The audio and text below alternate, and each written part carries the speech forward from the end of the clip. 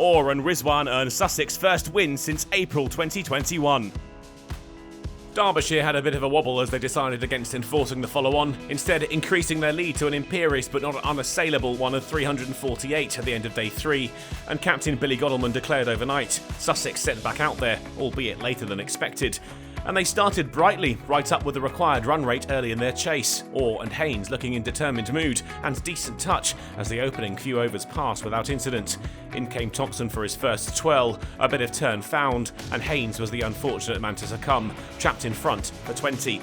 The truncated session came to an end soon after, Sussex heading into the break 47 for 1, 295 more needed for an unlikely win. Orr and Alsop accelerated after lunch, hoping to cause Derbyshire some concern, and they did so effectively. 6 from the former to the spin of Watt, an ominous sign. He didn't quite catch Thompson's delivery as emphatically, but still found the ropes nonetheless to bring up a 67 ball 50, 100 not far away for Sussex now. Alsop was the man to move them onto 3 figures. Even the most conservative of Sussex fans were surely starting to think about a potential first win of the season. They steamed on, Alsop plundering 20 off one Thompson over as he accelerated towards a 50.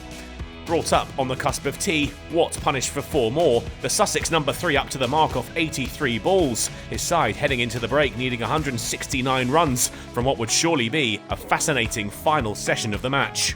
Orr sealed his ton after the break. If there were any remaining questions as to whether Sussex were going to go for this, he answered them with one swing of the bat. Thompson sent sailing for his 5th 6 to move on to triple figures. Alsop tried to do the same, but didn't quite get the same connection, the ball towering in the air and dropping into the hands of Billy Godalming off the bowling of Anuj Dal. With 4 off Watt, Ali Orr moved to 120 and now had a new top score to his name. Not that it would register, there was still a big task at hand.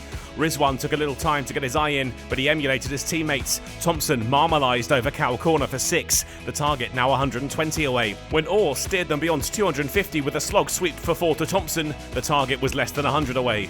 Rizwan batted through the pain, hobbling away after a quick single. Down on one knee, Orr went hunting for his 7th 6, but this time he didn't have the distance. Kerr picked out of the bowling of Rees, the opener out for a wonderful 141 with his side 68 runs away from victory. Rawlins' first job was to shake hands with Rizwan, the keeper, up to 50 or 58 as he swept Watt for 4. And his next job was to cart Watt for 6 down the ground. They needed a run a ball into the last few overs of the match when Rawlins fell caught by Madsen off the bowling of Rees. Carter didn't feel the pressure. Watt's figures 0 for 100 when he sent a towering 6 over the leg side. With the line in sight, they put their foot down, finishing the match at a canter, another 6 leaving just 3 more needed. Watt had a consolation wicket. Carter tried to do it again, but didn't connect. Out LBW for a brisk 23 off 16. Ibrahim sealed it. Watt swept for 4, and Sussex had finally done it. They'd waited 14 months to taste success in the LV County Championship, and the smile on Ibrahim's face told you just how sweet it was for them.